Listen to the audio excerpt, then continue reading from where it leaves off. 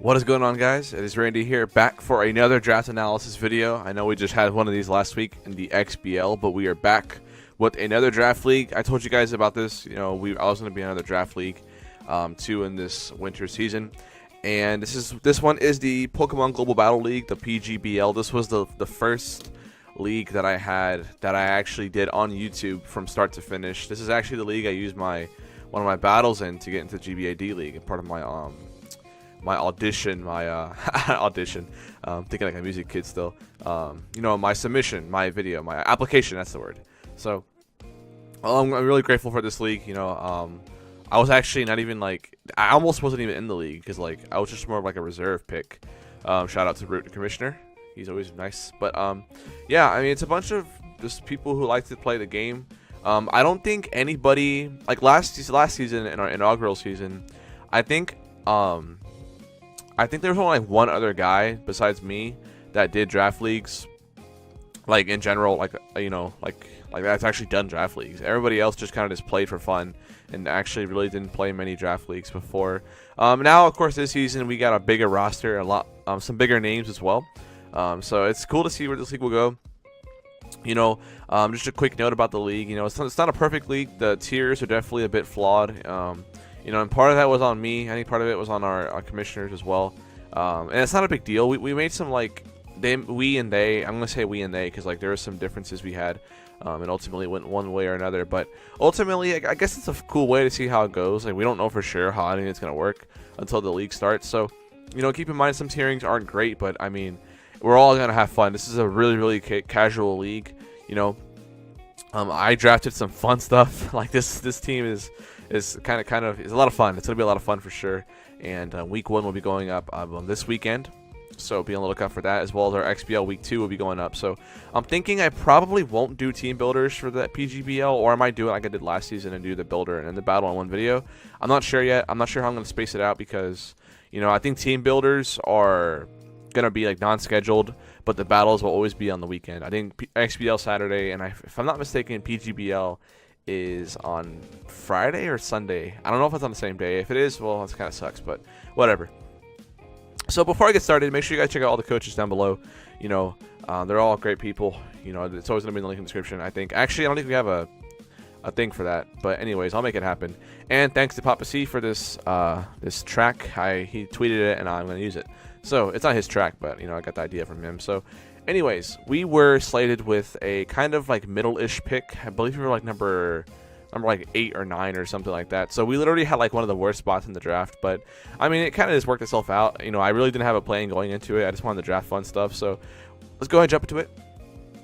This is a tier-based draft. We have to draft 1 mega, 1 tier 1, 2 tier 2s, 2 tier 3s, 2 tier 4s, and we had 2 free agent picks. And depending on what mega we got, we can get the most. If you drafted the lowest tier mega, I think you can have a possibility of having a tier 1 and a tier 3 at best. So that was pretty much all there was to it. Actually no, the best you can do is tier 1 and tier 2, I believe, if I'm not mistaken. But nobody actually was able to do that because they didn't want to use garbage megas. But let's go ahead and jump into my draft. I'm sure you guys don't really care about the points and how everyone else drafted. But you'll find out soon enough.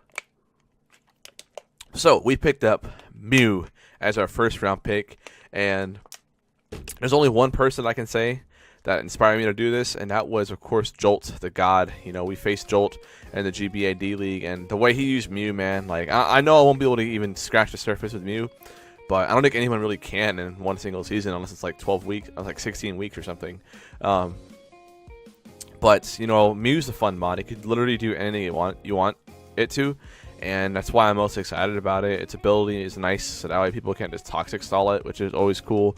You guys know what Mew does. It does everything. So I mean, it's just you could build any team around it. You could build any sort of style team. It could be really hyper offensive. It could be really balanced. It could be this is a full-on bulk squad. It could do anything. So that's what's really exciting about it, because I wasn't sure what plan I wanted to. I was kind of overwhelmed at the time of the draft, so I kind of just picked it and hoped I would think of an idea at the draft, after it. So yeah, nothing else to say about Mew. Of course, I had to wait a while to get my second round pick. So my second round pick, I ended up going with Lucario, Now, this one's kind of an odd pick. I understand that. It's not the greatest Pokemon in the world, but, you know, it did get Meteor Mash in this generation, which is kind of a, I guess, a kind of a good reason to, you know, talk about it.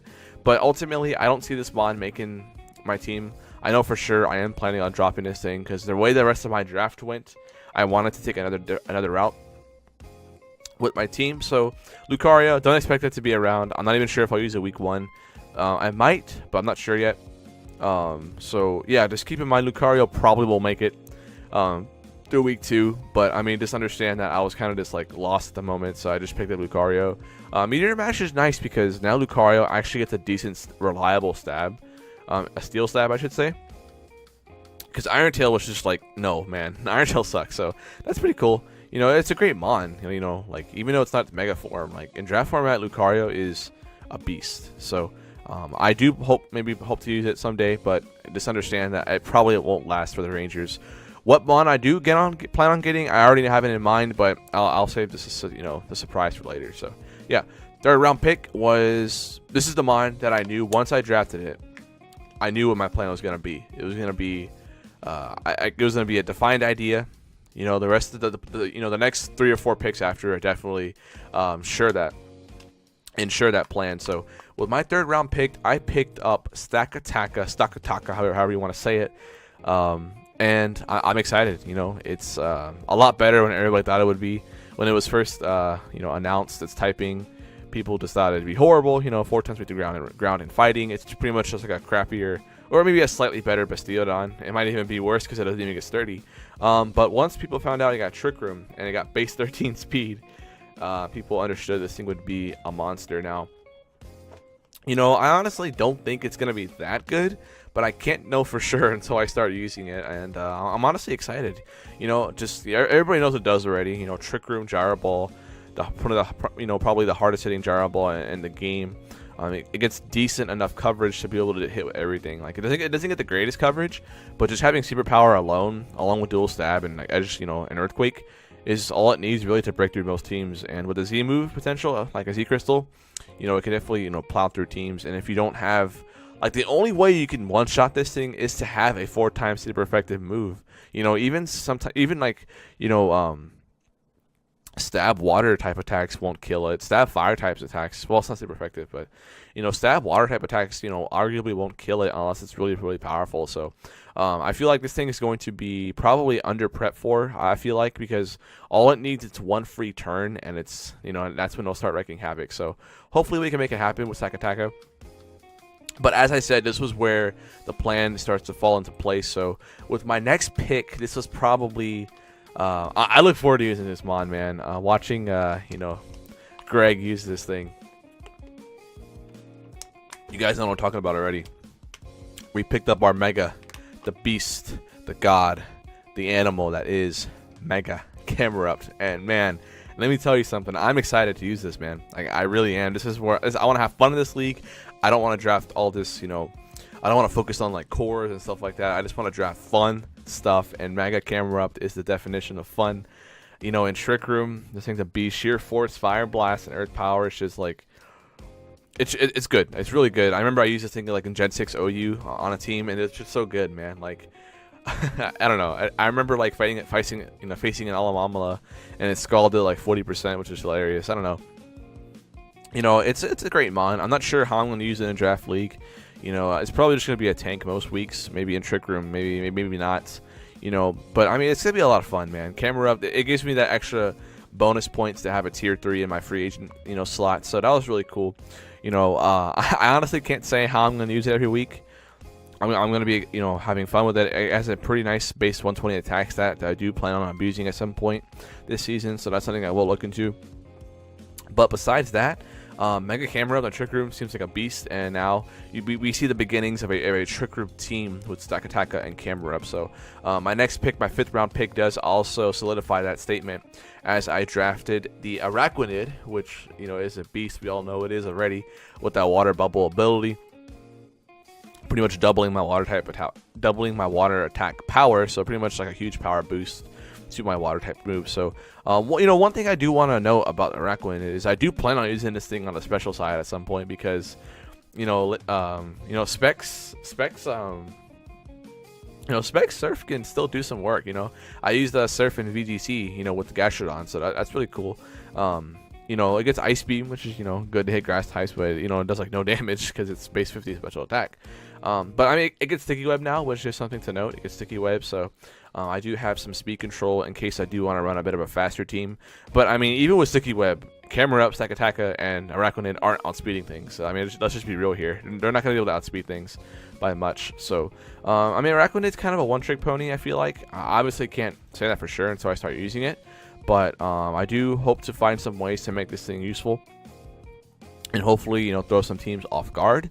Because it's such low offensive power, kind of is hard to make up.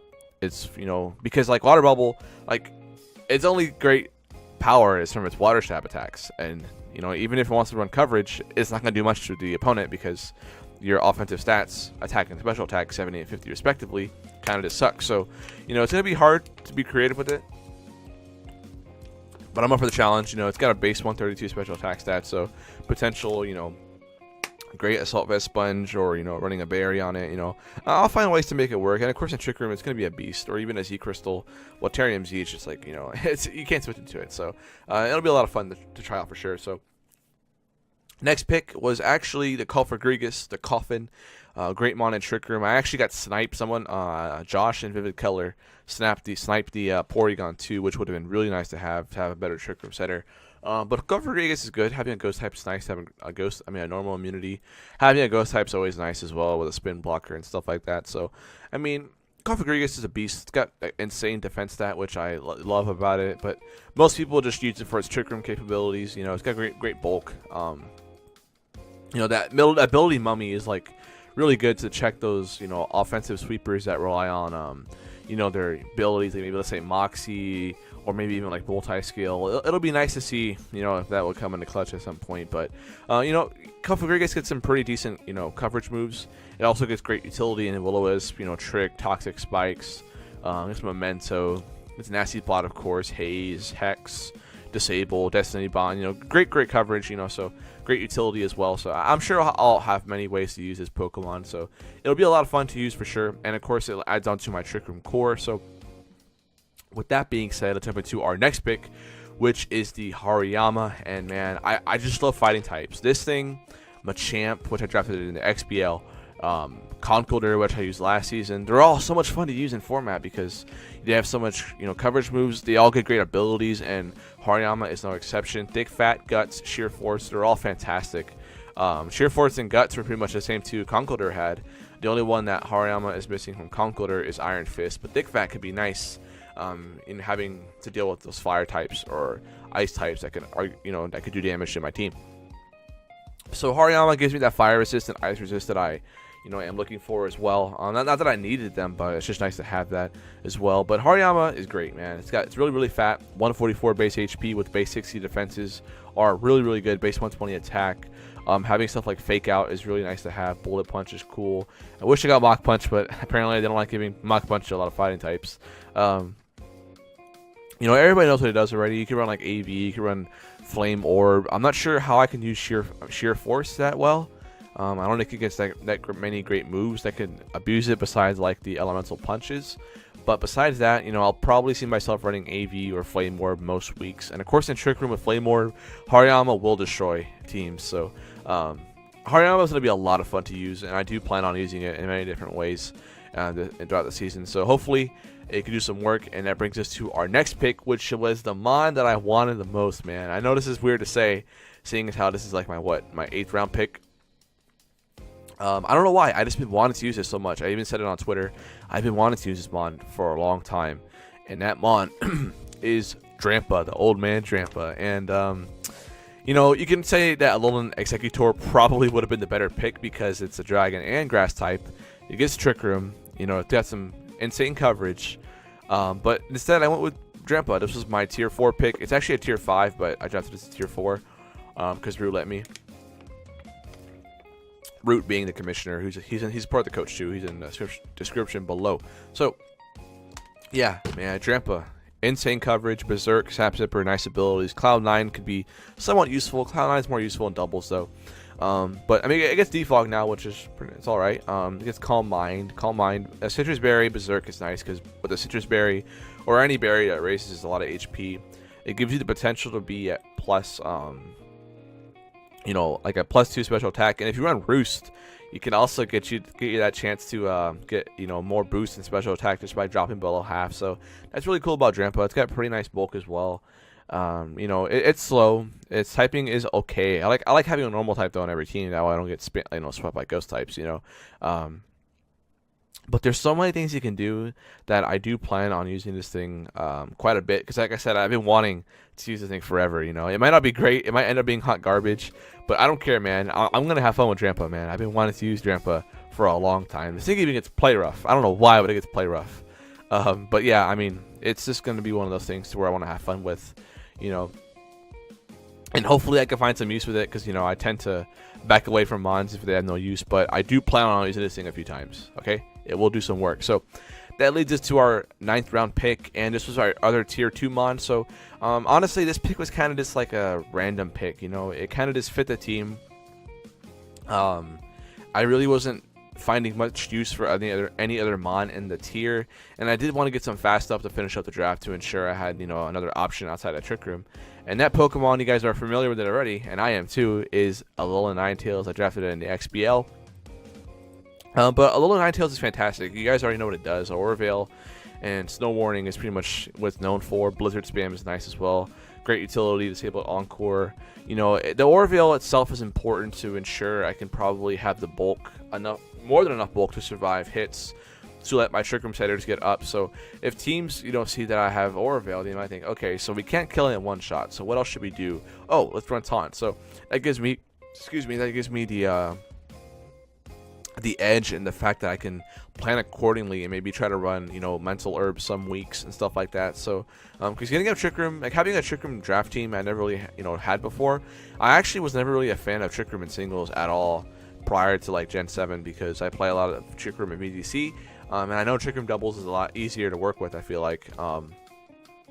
But, you know, I do want to give it a shot. You know, I feel like it could be very overwhelming to some teams, because, you know, those 4 turns that you get worth of damage can, you know, end the game, because most of these Trick Room setters or Trick Room abusers are extremely capable of just one-shotting things. So it'll be interesting to see how this works out. So again, Alolan Ninetales has some pretty good speed as well to make up for some of my speed I don't have. But overall, it's just going to be there to support the Trick Room setters and maybe be offensive a few weeks. But yeah. So that brings us to our round 10 pick, our final pick of the draft, and that Pokemon is Thundurus Incarnate. And why did Thundurus Incarnate make it to round 10? I have no idea, because this thing is probably a top 5 electric type in the format. You know, stuff like Zapdos, Koko, of course they went early. Even the other Thundurus form is pretty good. I'm not sure why that wasn't picked up as well. It actually might have been picked up. I'm not sure yet. Actually, they both were available, but I grabbed Incarnate because it's faster.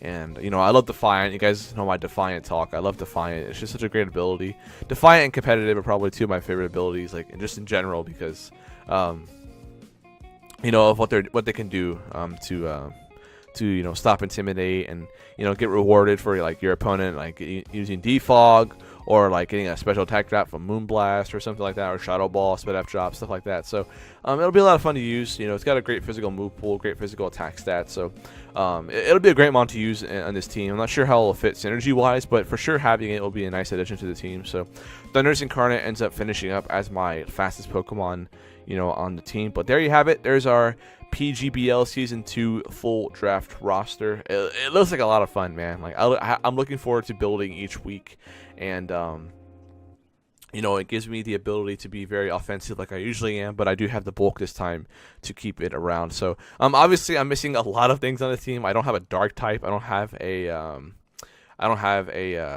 there's a type I'm missing for sure, a grass type. There are a lot of things that are wrong with this team, but I hope to, you know, get rid of those, you know, try to, like, you know, keep the flaws away, just try to abuse Trick Room and abuse all the power I can. It's gonna be a lot of fun. Again, Lucario is not gonna last, letting you guys know that right now, but I do hope you guys enjoy the team. It's gonna be a lot of fun to build with and watch, so, and play with. So hope you guys look forward to week 1. It'll be up this weekend. Not sure what day yet. I just don't know off the top of my head, because I am a bad person. I don't read the announcements. But Nonetheless, guys, I hope you all enjoyed, and I will see you guys this weekend for the PGBL opening week as well as the XBL week 2. I'll catch y'all then. Go Rangers!